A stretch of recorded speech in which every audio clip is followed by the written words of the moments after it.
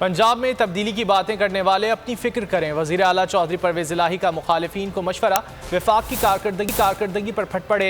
सियालकोट में तकरीब से खिताब में कहा कि ये पंजाब हुकूमत का कुछ नहीं बिगाड़ सकते। शहबाज शरीफ और ख़ानदान बुरी तरह बेनकाब हो चुके। नवाज शरीफ वापस आते ही पकड़े जाएंगे। शहबाज शरीफ ने सैलाब ज़दगान की इमदाद के लिए मिलने वाली रकम का 1 रुपया भी पंजाब पर खर्च नहीं किया। कभी इसी का बयान आ जाता है हम पंजाब की हुकूमत को गिरा दें। यार ये पंजाब की हुकूमत अल्लाह ताला ने मुझे दी है, तो बुद्धि के साथ दी है।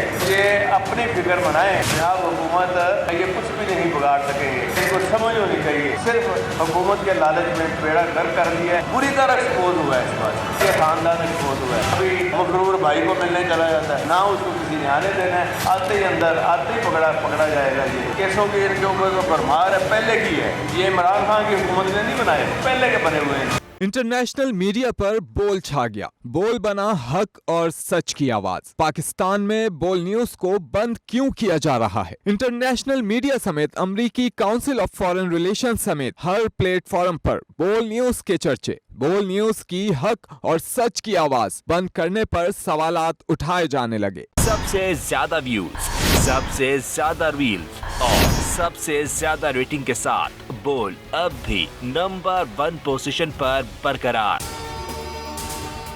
अगर आपको ये वीडियो पसंद आए तो लाइक पर क्लिक कीजिए।